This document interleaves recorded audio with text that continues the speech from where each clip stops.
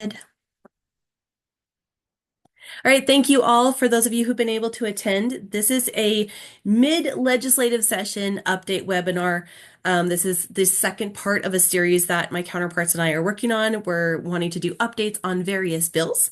We thought that a great place to start would be with the bills of the various regional behavioral health policy boards. So today I'm going to be discussing Senate Bill 68, which was brought forward by the Rural Regional Behavioral Health Policy Board, which I serve. So first, we're going to go over just a quick disclaimer and some housekeeping. And then I plan to just provide a little bit of context as to where the logic and thinking behind this bill came. And then we're going to talk about the two primary bill components. One, entering Nevada into the Social Work Compact, and two, refining some of the language and statute surrounding data reporting by the occupational licensing boards overseeing behavioral health providers. We're going to go over status, and then we'll go ahead and open it up for Q&A. So first, I'm just going to go ahead and read this. The purpose of this bill update webinar series is to provide information to help stakeholders keep track of the progress, content, and any changes to active bills in the 83rd or 2025 legislative session, which relate to behavioral health specifically. The content presented here is for informational and educational purposes only. It is not the intention of the regional behavioral health coordinator, so myself and my counterparts, their home agencies, funders, nor respective regional behavioral health policy boards to persuade participants to take action or position on any bill included in this update series. So with that, let's go ahead and move on to housekeeping. So this is being recorded. It will be uploaded to the Rural RBHC YouTube page. So that is youtube.com/@NV and I will go ahead and pop that link into the end as well, after the presentation, into the chat rather. Unless otherwise specified. So go ahead and hold questions to the end. I think we've got a pretty intimate group today, so it shouldn't be too much of an issue. If you do have a pressing question that you'd like to answer ahead of time, we can be totally flexible. But go ahead and keep your microphone off unless you're actively asking a question. So if you go off mute to ask a question, please remember to put yourself back on mute again. If not, I do reserve the right to mute anyone who is accidentally left on mute, just so that we kind of minimize any background noise and make it easier for people to listen and watch. So go ahead and please keep all questions and comments as a part of respectful discussion and discourse. So everything's highly politicized right now. There's a lot of different viewpoints. We want to respect all these different viewpoints, but just go ahead and let's keep it respectful when we engage. All right, so background and context. So workforce development has really been a major priority of the Rural Regional Behavioral Health Policy Board since it was launched in 2018. And that was following the 2017 session where the Regional Behavioral Health Policy Boards were created. So it took a little while for all the policy boards to get up and running. With that, speaking with our local level stakeholders, the lack of providers available was really one of the main issues when we're trying to connect people to services. And this was really running across all types of organizations. We're talking about local organizations, treatment organizations, volunteer organizations, hospitals, state agencies. This is not news to probably many of you. Social workers specifically hold a very important part in our behavioral health system. There are many different types of providers who can treat mental illness and or substance use.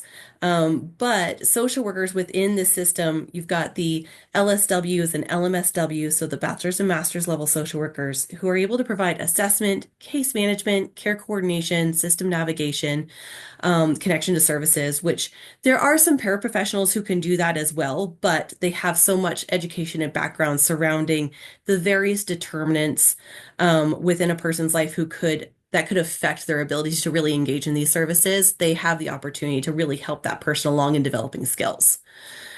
Social workers of all types work in a variety of contexts. So there are social workers in hospitals. School social workers do have to be licensed by the Nevada Board of Examiners for Social Workers before they can apply for an endorsement through the Department of Education to be a school social worker. So that's not really its own separate entity. It's just an additional endorsement to work in schools. A lot of social workers work in human services and social services agencies, criminal justice systems, and a lot of other contexts across the state as well. Licensed clinical social workers are one of the primary master's level behavioral health provider types here in Nevada. They are very well suited to working with people who have complex behavioral health conditions, including co-occurring conditions. Because they're a master's level and it's a non-medical degree, they cannot prescribe, but none of the other master's level providers can either. Um, LCSWs are also really well suited to a lot of the clinical positions that are being opened up related to crisis response because they do have that background in the different social contexts that land people in positions where they may be in crisis. So let's talk a little bit about the status of social workers in Nevada. So how many do we actually have? So the next three tables I took from the latest edition, the 12th edition of the Nevada Rural and Frontier Health Data Book. I know Dr. John Packham has been working with his team to make sure that this is uploaded. This did just go out to print. But my understanding is that the School of Medicine looks like they're doing a lot to their website. So if you are not able to access this, please go ahead and let me know. I have added this in the link in my bio, and I will also attach this to the chat towards the end of this presentation as well. But here, one of the joys of this particular publication is it breaks down different provider types by county. And so you've got the licensed associates in social workers or in social work, which I believe is being phased out. Also on the other end, on the far right column, you have the independent social worker. Those are also being phased out for licensure. I believe they're just like not licensing more people in that context. So the three primary types that we have here are licensed social workers, LSWs, which is that bachelor's level, master social workers, which is a master's level social worker, and then beyond that, with the completion of, I believe it's 3,500 hours of clinical practice under supervision and additional training, those master's level social workers can then move on to become licensed clinical social workers, which is that behavioral health provider type. So LSWs and MSWs cannot provide behavioral health clinical services. They can support a lot of those pieces and participate in skill building, but they're not treatment providers, whereas LCSWs are. When we look here in the rural region, or in all of rural Nevada, we've got 85 LSWs, 73 MSWs, and 106 licensed clinical social workers.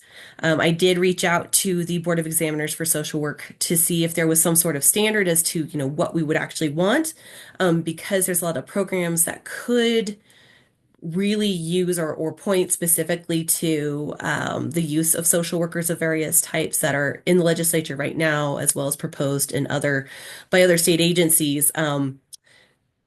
We know that there are gaps at the moment. This number is probably not going to meet the need, particularly when we're looking at our urban counties. And that being said, let's go ahead and go to what this looks like in population density purposes. So when we put numbers of providers in the context of how many is that per 100,000 population, that gives us an idea of how many people we have to provide those services versus what the actual population might be, right? Um, and so when we look here at specifically the licensed clinical social workers, so the LCSWs, in places like Esmeralda and Eureka, where having providers who could really be kind of a lot of different things all at once, would be incredibly important. We don't have any at all. Lincoln County, we have a fair number, but also when you see some of these higher numbers, it may mean that there's a very low population, so one or two people makes a bigger difference than one or two people in a community or a county with a higher population. So that's just something to kind of keep in mind. Carson City, 94.2. There are a lot of social workers in comparison to the population in Carson City. But when we go down here to Clark, you'll see that that drops down to 44.6 people, or I'm sorry, 44.6 licensed clinical social workers per 100,000 people. And so when we're thinking about the diverse needs of a lot of these bigger urban communities, having LCSWs and other social worker types can be incredibly helpful. And let's look at this change over time. So this tenure analysis, looking at the changes, when we're looking at, for example, Humboldt County, there were three in Humboldt County back in 2014. Now there's two. So we've reduced that number by one. So that's essentially a 33% reduction. So always keep in mind the number and how that affects things when people move around when we are looking at this data. But it also goes to show you how big an impact the gain or loss of a couple of providers can be in different communities. Douglas County has seen a huge gain. It looks like they are up 275% in their LCSW specifically. So that's pretty exciting to see some of these changes. Lyon County as well. I know that they've been working hard to bring in LCSWs for a lot of their criminal justice programs as well. So that being said, let's talk about the development of Senate Bill 68. So, like I mentioned before, workforce development itself has been a high priority of the Rural Regional Behavioral Health Policy Board. Um, the board has wanted to see compacts be entered by Nevada licensing boards for quite some time. However, aside from SIPACT, which is the Interstate Licensure Compact for Psychologists, there haven't been other compacts available for Nevada to join specifically for behavioral health previous to the start of legislative sessions. So in early 2023, which would be kind of the beginning or middle of the last legislative session for Nevada, there was a social work compact that was launched. Unfortunately, it was really too late to get a bill up off the ground. There was one sponsored by Assemblyman PK O'Neill out of Carson City as an emergency bill. But because it wasn't actually like a budgetary or financial emergency, it didn't go anywhere, unfortunately. So we did work with him to kind of identify the purposes behind that. So moving forward into 2025, the Rural Regional Behavioral Health Policy Board really wanted to continue to address workforce shortages by entering Nevada into the Social Work Compact, and then also help support any other entities who would be interested in having Nevada entering the other behavioral health interstate licensure compacts. There's also been a need that was brought up by looking at the different reports that the regional behavioral health policy boards and the interim committee on HHS from the legislature receive from the different occupational licensing boards. And we found vast differences between what those reports looked like, how useful they were.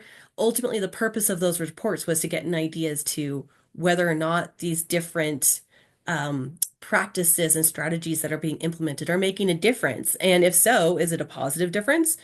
Or are there unintended consequences that are causing other issues? So really having high quality reports that tell the story of what's going on was the purpose of launching that, and we were finding that that wasn't really happening. So how could we address this in another bill? That being said, the Rural Regional Behavioral Health Policy Board submitted its BDR for the 83rd legislative session, which then became this bill, SB 68. There's two major components within the bill.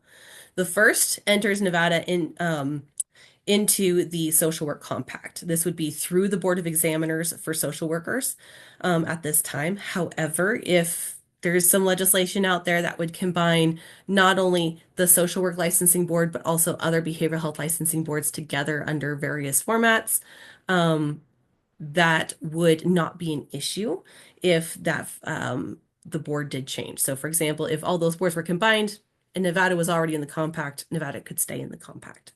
The second piece of the bill is to really define a lot of those requirements relating to behavioral health licensing board data reports to the policy boards and also the Legislative Interim Committee on HHS.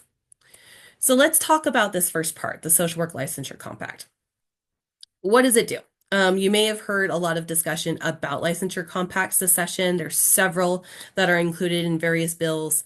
But what the intention of implementing this compact would be to enable licensed professionals who are in good standings in another state to move into Nevada for practice. Something that the board members of my board, and I've heard this from other board members and other stakeholders as well, they may find someone to hire into a position either in rural Nevada or even in an urbanized community, and oftentimes they're coming in from out of state. If that person does not already have a licensure by endorsement in Nevada, they must then go through the process to get a licensure by endorsement. Um, and what this process looks like and the length of time required to complete that process depends on several different factors. One of them is how long they've been practicing, what their educational requirements and other clinical requirements were when they were licensed in their home state. Um, if they're in good standing, for example, if they only had to have a bachelor's degree in their home state, but they would be required to have a master's degree here in addition to their clinical practice, then they would not be eligible for licensure by endorsement. There have been discussions of discrepancies between different licensing boards and how long that takes. So entering into interstate licensure compacts essentially removes a lot of that lift and says, okay, every state that's a part of this compact, we know that we all have similar or similar enough requirements for licensure. So if you are licensed through this compact, you can then practice in any one of those states that is a member of that compact. So that is really the closest that we have to true licensure portability. That would be like similar to a driver's license. Right now, I live in Nevada. I have a Nevada's driver's license. If I drive into Utah, I can still keep driving. However, if someone is a licensed provider in Nevada and they have a client or they bump into somebody or then an opportunity in Utah, they can't practice in Utah unless they have a Utah license, or if Nevada becomes a member of the Interstate Licensure Compact, then they can practice in Utah and any other member state. So how would this address the Nevada's provider shortage? There's some miscommunications and I think misunderstandings surrounding interstate licensure compacts from what I've been able to pick up. Um, it expedites licensure process for providers quite a bit. It also helps improve communication between states. If someone is not on the up and up, and if there's any sort of disciplinary action, right now there's not a lot of communication between states. So if someone does have that licensure by endorsement in several different states, if they commit a crime or something goes awry in one of the other states, there's not necessarily communication to the other states in which that person is licensed. So having that interstate licensure compact also really kind of helps different states and the community members served, in communicating about, getting those bad actors out, if that makes any sense at all. It also increases the number of providers available to Nevadans, both in person and via telehealth. So same as in-person service provision, if someone is licensed in Nevada, if they have a client who goes out of town, out of state, and they're providing telebehavioral health services, they can't treat that person if they cross state lines, if they are not licensed to provide services in that other state. Personal example, I see a therapist via telehealth. For some reason, it didn't even occur to me. I was at a conference. I was like, okay, I need to go get ready for my therapy appointment. I log in and she's like, if you're not in Nevada, I can't serve you. We have to end this. Even though I'm a Nevadan and that's my home state, because I would physically be outside of Nevada, I couldn't have services. And that's why some of the reasons why these compacts are important. And when we think about the number of providers that would be then available to Nevadans, if this passes, there would be a lot more opportunities to see people with specific specialties, and also get faster service. So let's look at this map. What does this actually look like?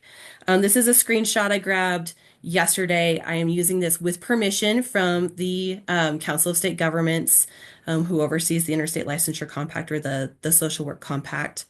And as you can see, Nevada is surrounded almost entirely by states who are either in the process of enacting legislation to enter the compact or already entering that compact. In fact, this map has changed quite a bit since we submitted the BDR in September, or on September 1st. So there are more and more states joining, more and more states moving forward with legislation to join the compact, which again gives Nevadans a lot more opportunity. It also provides Nevada providers with a lot more opportunity as well. So if someone let's say they're in Elko, or let's say they're in Pahrump, or another rural community, that provider doesn't have to leave in order to build their caseload base in other states. They would be able to see different people and different patients within those compact states and really have a lot more opportunities without having to leave. So this can be a great way to also help provide a little bit of protection for our current and existing behavioral health providers so that if they're a part of some state program or something where there's budgetary concerns or considerations, they don't have to leave their home community. They don't have to move out of Nevada to go and improve their caseload and take on more clients as needed.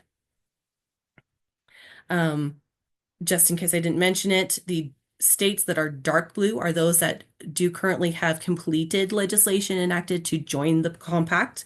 Those in light blue are in the process. So as you'll see, Nevada is light blue. We're in process with this. Now moving on to part two, talking about this behavioral health licensing data.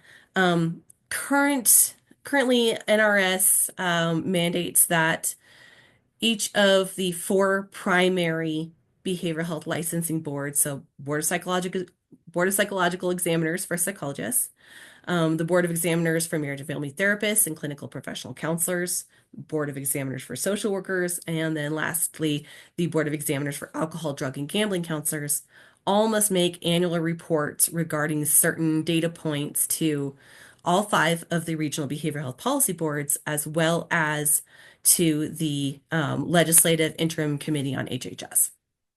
That being said, um, there's some room for interpretation, unfortunately, regarding what is required and what's not. So going back here,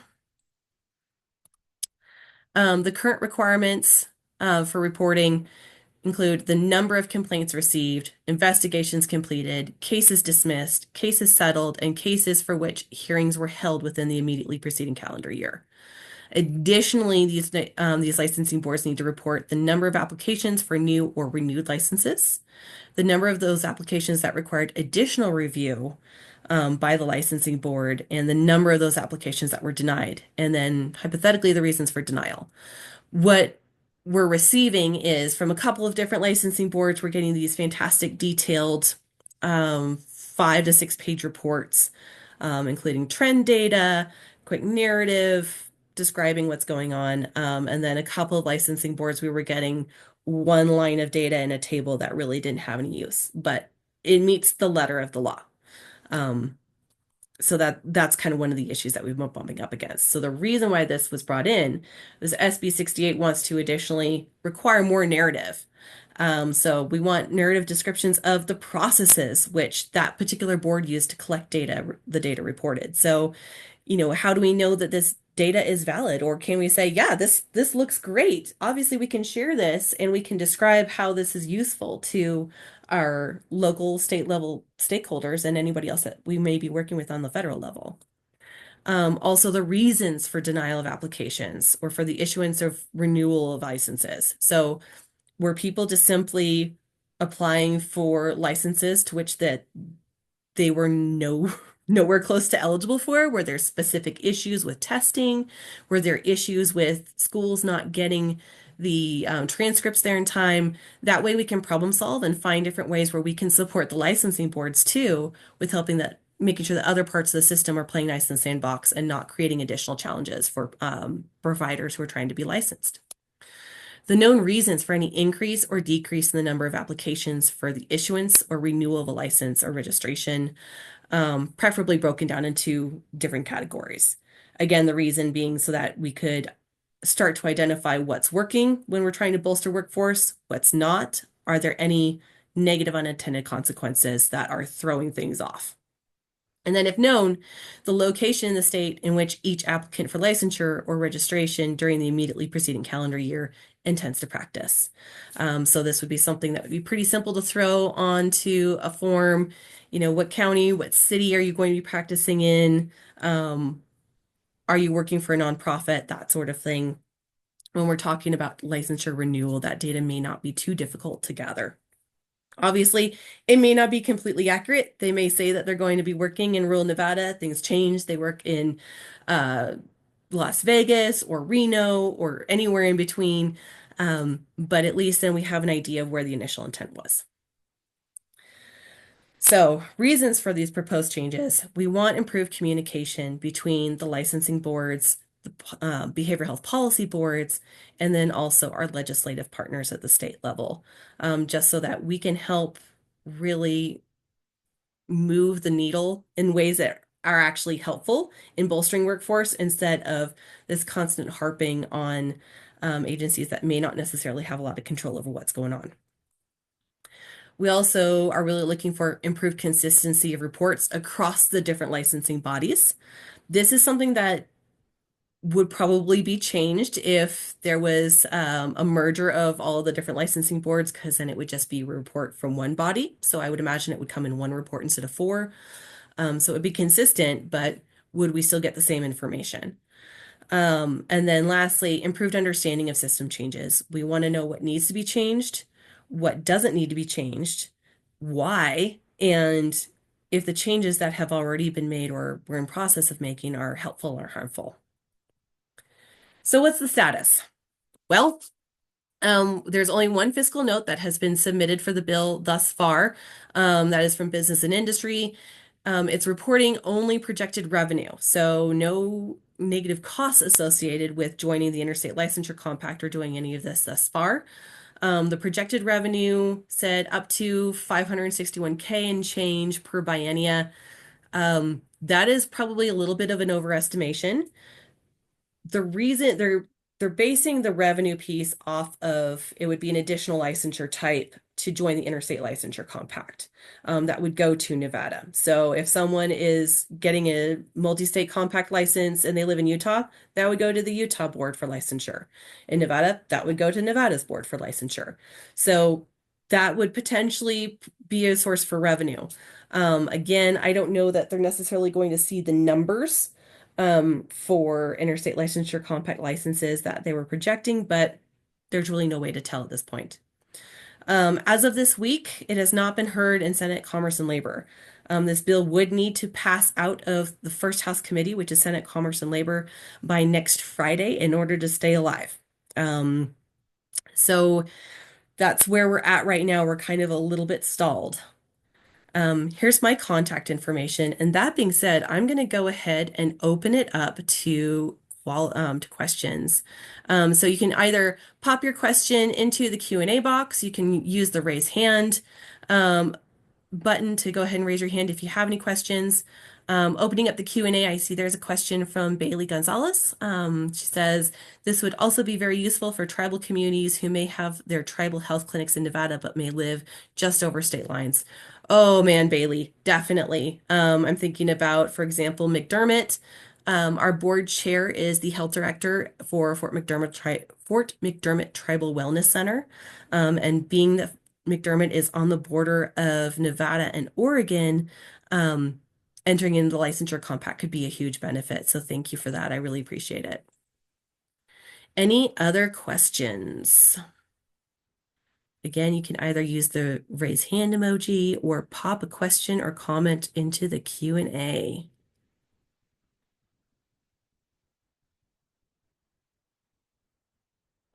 Anybody? Bueller. All right, so I did put my contact information into the chat. If you have any questions, please feel free to let me know, reach out. Oh, I see something in the chat. Thanks, Mark. I appreciate the support. And again, if anybody has any questions, go ahead and let me know. I will try to email out the links that I was sharing, including the data book. So, oh, we have a question. Thank you, Catherine. Are there any studies available from states that have similar population/economic makeup to ours that take a look at positive or negative effects?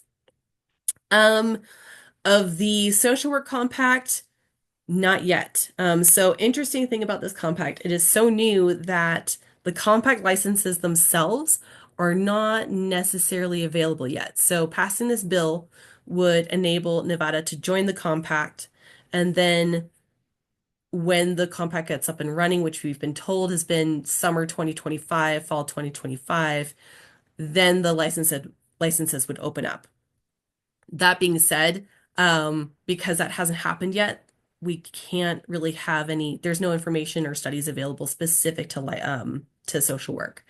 I have not seen anything necessarily related to nursing. I know that's another one that is kind of highly discussed and maybe a little contentious right now. Um, but my understanding is that in the concern around nursing compacts is that, again, it would water down the workforce. It would reduce the ability for nursing unions to engage in um, strikes and have collective bargaining abilities. And but from my understanding and what I've been told by interstate licensure compacts, that hasn't happened yet in states that have joined that. So that's neither here nor there. Again, I'm not here to tell you what stance you should take, but it doesn't look like there would necessarily be any negative um, ramifications to joining the interstate licensure compact at this time. Um, Catherine, does that answer your question? Okay, and I've got another statement from Bailey. Thanks again. I appreciate it. Yeah, and remember that the legislative answer or the legislative process is something that Nevadas are encouraged to engage in. And one of the wonderful things that I love about the state is just the accessibility to our legislators. And we do have a citizen legislature, and they care about you and what your thoughts are and your perspectives. If there are any bills that you want more information on or that you feel strongly about, please reach out. Particularly if you are a member, if you live in my region or if you serve in my region, I always like to try to pass that information along to my policy board chair so that he can take that into consideration when taking stances on different bills. Um, Perfect. Okay, Catherine, that answered your question. Anybody else? Last calls for questions.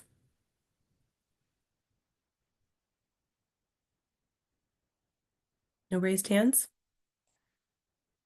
Okay. Well, thank you again. I appreciate you all.